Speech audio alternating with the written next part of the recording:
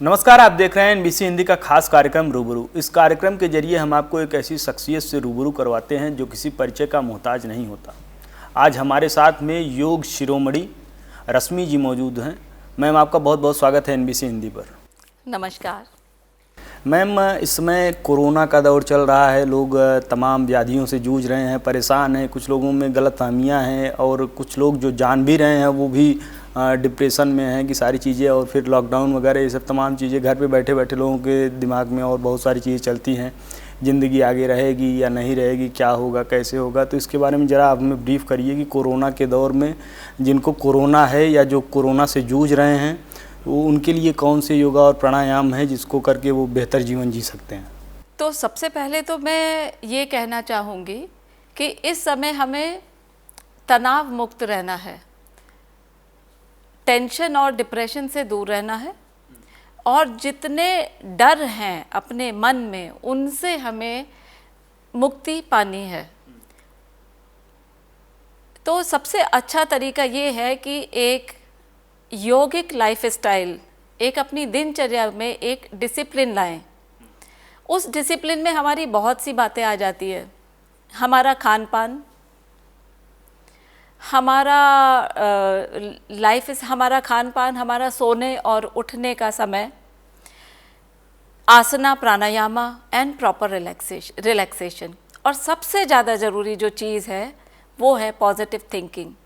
तो अगर मैं खान पान की बात करूं तो हमें सबसे ज़्यादा ध्यान अपने खाने पीने के ऊपर ही देना चाहिए सबसे पहले, क्योंकि जितनी भी परेशानियां हैं वो हमारे पेट से ही शुरू होती हैं। तो अगर मैं सिंपल कहूँ तो खाना कैसा होना चाहिए? खाना होना चाहिए सात्विक खाना होना चाहिए, भोजन हमारा सात्विक हो, जो इजीली डाइजेस्टिबल हो, जितना हो सके वो क्लोज टू द नेचर हो। इसका मतलब कि फ्रेशली कुक्ड हो।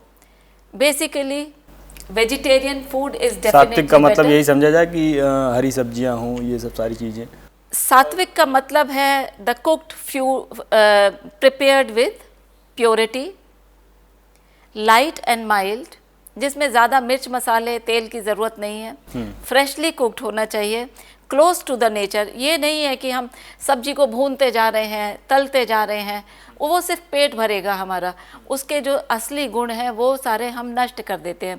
तो ज़्यादा से ज़्यादा क्लोज टू द नेचर, हरी सब्जियां, फल, ये कम से कम 40-50% हमारी डाइट में इंक्लूड रहनी चाहिए। टाइम से हमें भोजन करना चाहिए और जितनी भूख हो उतना ही खाना चाहिए। Freshly cooked food is very very important. जितना हो सके हम तुरंत खाएं और करीब घंटे 2 घंटे के अंदर उस खाने को हम खा लें तो हमारे लिए अच्छा है, बजाय इसके कि हम फ्रिज में रखा हुआ खाना खाएं। और रिफाइंड फूड, वाइट शुगर। अच्छा मैम, एक चीज़ ये बताइए, जैसे इस समय एक बड़ा कन्फ्यूजन रहता है कि लोगों में कि ये ठंडा पानी, गर्म पानी, अब गर्मी का मौसम चल रहा है, इसमें हर समय जो है कोई गुनगुना पानी पिए, ये तो बहुत ज़्यादा मुनासिब तो है नहीं, तमाम दिक्कतें होती हैं। फिर आदमी ये होता है कि थोड़ा बहुत जो है ठंडा पानी पी लेता है, तो इसमें जो है थोड़ा सा जो कभी ठंडा कभी गर्म, जैसे सुबह के टाइम बेसिकली लोगों में मैं देखा हूँ कि 90-95% लोग होते हैं जो बिल्कुल एकदम फिक्स करके रखते हैं कि हमको सुबह के टाइम थोड़ा बहुत गुनगुना पानी पीना है। उसके बाद दिन भर वो किस तरह का कैसे कर रहे हैं वो बहुत मैटर नहीं रखता, कभी नॉर्मल ले लिए, कभी जो है ठंडा पानी भी ले लिए, फ्रिज से ले लिए। तो ये चीज़ें जो है जो अनबैलेंस्ड होती हैं, तो इससे जो है निश्चित रूप से सेहत पे असर पड़ता है। और फिर उसके बाद सर्दी वगैरह का ही वो शुरुआत में मान लिया जाता है कि कोरोना से और सब तमाम चीज़ें दिक्कतें होती हैं। तो इसको कैसे मेंटेन किया जाए, इसे आप कैसे देखती हैं? मेरे हिसाब से हमें बैलेंस रखना चाहिए। अगर आप सुबह गर्म पानी पीते हैं तो बहुत अच्छी बात है। उसके बाद आप दिन में बजाय इसके कि आप फ्रिज का ठंडा या बर्फ़ वाला ठंडा पानी पिएं, अगर आप एक घड़ा रख लें तो उसके तो बहुत सारे बेनिफिट्स हो जाएंगे। उस घड़े में पानी प्योरीफाई भी होता है, उसके सेटल हो जाते हैं इम्प्योरिटीज़, और पानी का टेम्परेचर भी बहुत कंफर्टेबल हो जाता है। तो वो पानी मेरे हिसाब से काफ़ी अच्छा रहता है। और आपको पानी की क्वांटिटी भी 6 से 8 ग्लास पीजिए, जिससे आपके टॉक्सिन्स फ्लश आउट। अच्छा, एक चीज़ ये बताइए, एक वज़न के हिसाब से, जैसे आपका वज़न है मान के चलिए कि 40 से 50 किलो वजन है तो आपको इतना पानी पीना चाहिए, 50 से 60 है तो इतना पानी पीना, किसका क्या है थोड़ा सा सिस्टम आप हमें समझाइए। जैसे मान लीजिए किसी का वजन 60 से 70 किलो है या 50 से 60 किलो है तो उसको कितने लेवल में पानी लेना चाहिए दिन भर में? वैसे पानी तो हम सबको पीना चाहिए 6 से 8 ग्लास, लेकिन अगर आपको वज़न कम करना है तो उसमें पानी की इम्पॉर्टेंस बहुत बढ़ जाती है। उसमें हम सजेस्ट करते हैं, जब हम वेट लॉस का प्रोग्राम अगर किसी को या किसी को वेट लॉस के लिए गाइड करते हैं, तो मेरा सजेशन ये रहता है कि आप एक गुनगुना पानी अपने पास रखें और उसको सारा दिन पीते रहिए। तो उससे आपको थोड़ा सा पेट में भरा हुआ फीलिंग भी होता है, उससे आपका थोड़ा भूख भी कम होता है और साथ में जो टॉक्सिन्स हैं, जो कारण हैं, वो भी फ्लश आउट हो जाते हैं। तो उस अगर वज़न कम करना है तो पानी की क्वांटिटी हम बढ़ा देंगे which is going to be very helpful. अच्छा, डायबिटीज़ को लेकर अगर बात की जाए तो आप देखेंगे कि अगर एक परिवार है, इसमें मतलब 4-5 लोगों का परिवार है तो उसमें कहीं ना कहीं 1 या 2 सदस्य जो है डायबिटीज़ से जूझ रहे होते हैं। ये क्या है, ऐसा क्यों? और लोग ये भी बताते हैं कि आनुवांशिक हैं, कि अगर जो है आपके दादा को डायबिटीज़ है तो हो सकता है कि आपके पापा को ना हो लेकिन आपको हो सकता है। इसका क्या सिस्टम है और इसको कैसे कंट्रोल में किया जा सकता है? अगर मान लीजिए आनुवांशिक है तो उसको कैसे दूर किया जा सकता है, यानी कौन सा हम डाइट रखें, किस हिसाब से हम अपनी लाइफ स्टाइल जो है डेली रूटीन में रखें कि सारी चीज़ें बिल्कुल जो है कंट्रोल में रहें? तो डायबिटीज़ बिल्कुल सही बात है कि ये आनुवांशिक होता है। इसमें बहुत चांसेस होते हैं कि अगर आपकी फैमिली में है तो होने के चांसेस हैं, लेकिन हम इसको उतने ही आराम से, जितना ये सीरियस प्रॉब्लम है, उसको हम सिंपल लाइफस्टाइल से, एक डिसिप्लिन लाइफस्टाइल और योगा के द्वारा हम इसे, योग की कई सारी क्रियाएं हैं जिनसे हम इसको दूर रख सकते हैं। इसके लिए सबसे ज़रूरी है वॉकिंग करना। आप वॉक कीजिए, डेली आधा घंटा वॉक कीजिए, आपको बहुत फ़ायदा होगा। कपालभाति कीजिए। कपालभाति के खाली यही नहीं, बहुत सारे मल्टीपल बेनिफिट्स हैं, तो कपालभाति भी आपके लिए बहुत ज़रूरी है।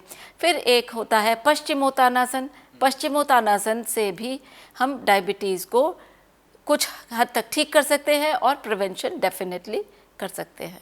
अच्छा, एक चीज़ और आप देखेंगी तो जैसे बढ़ती उम्र के साथ लोगों में एक प्रॉब्लम ये आती है कि जोड़ों में दर्द है और उसके बाद बैक पेन में दर्द, ये सब सारी चीज़ें, तो इसको कैसे जो है कंट्रोल में किया जा सकता है और ये होता क्यों है, इसके पीछे की वजह क्या है? जो मतलब बेसिकली अगर पता लग जाए लोगों को तो लोग उस हिसाब से जो है थोड़ा सा जागरूक रहें तो ऐसी प्रॉब्लम क्रिएट ना हो।